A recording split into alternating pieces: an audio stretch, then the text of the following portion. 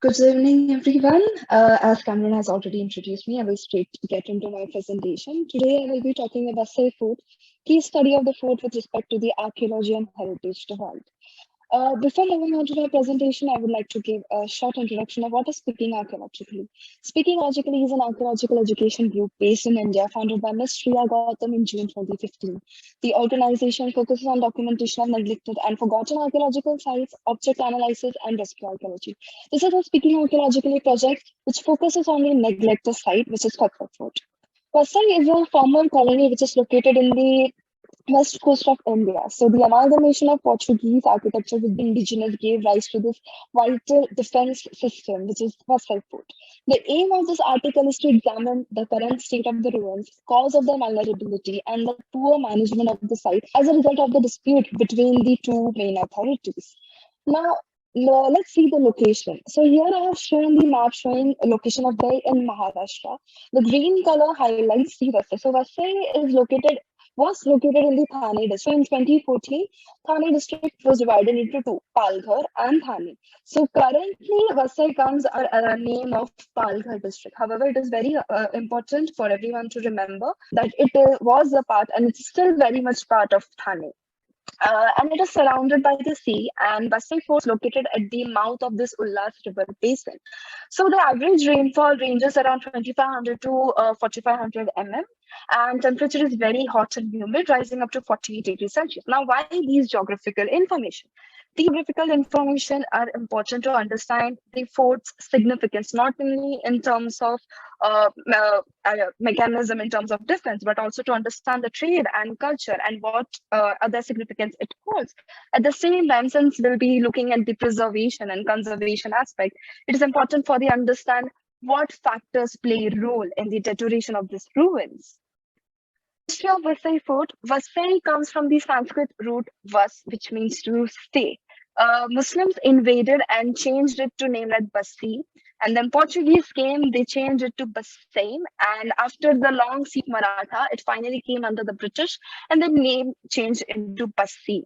Now, while the fortress were originally created by the Sultan Bahadur of Gujarat. However, when Portuguese came, the structure was completely destroyed and they rebuilt into the new one.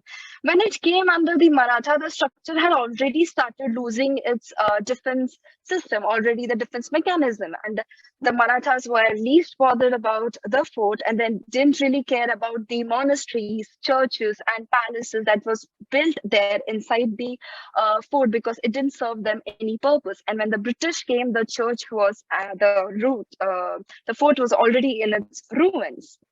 So now let's see the significance of the fort. So since the 1st century CE, the Konkan coast has been involved in trading. So the last Vaitan and Amba rivers contributed significantly of the Konkan's region trade prosperity.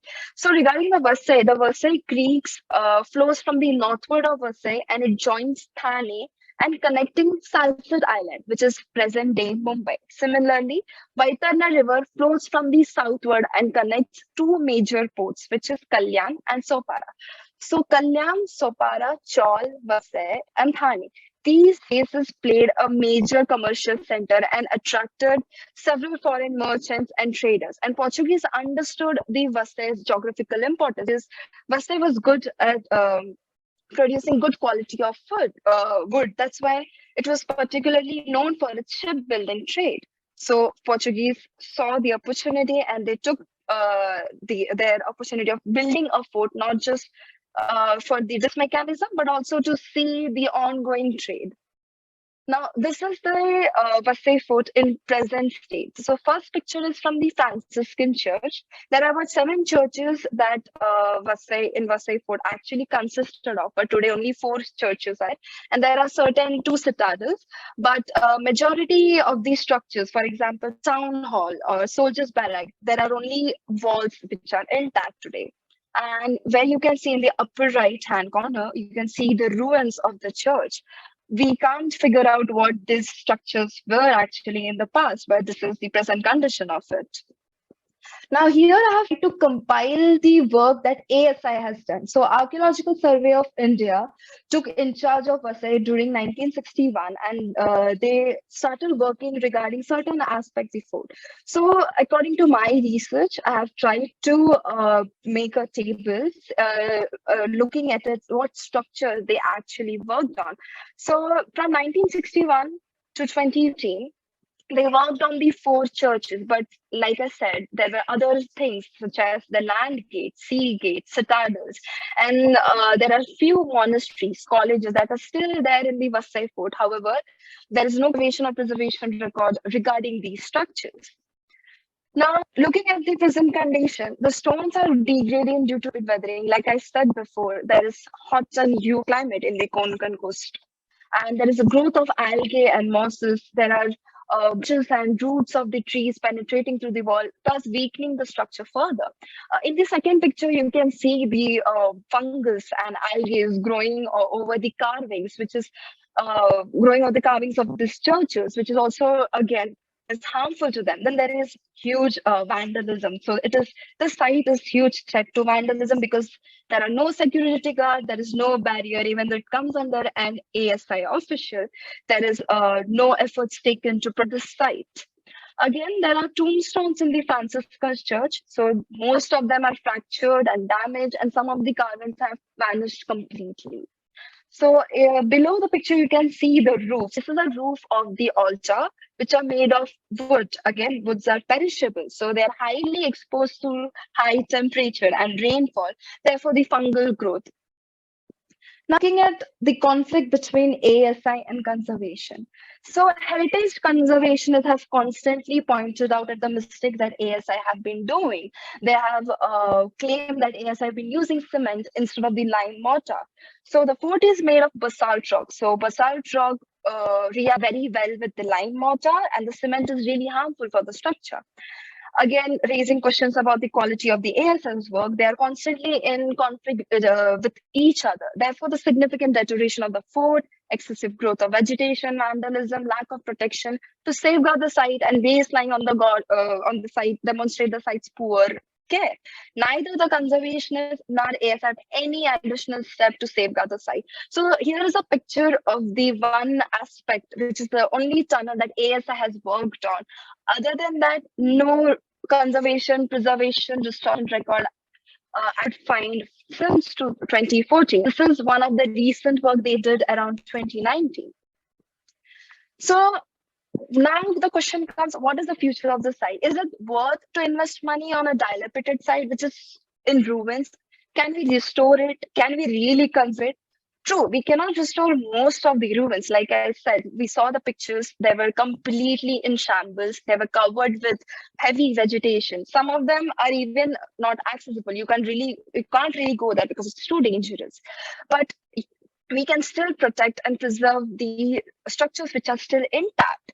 Why? Because preservation of history. These structures hold as an evidence for us to understand the culture that existed here. Also understand the trade system that was there. There was no, probably structure wasn't there. We have never understood the Portuguese came here and there was a trading thing going. Again, Indo-Portuguese community.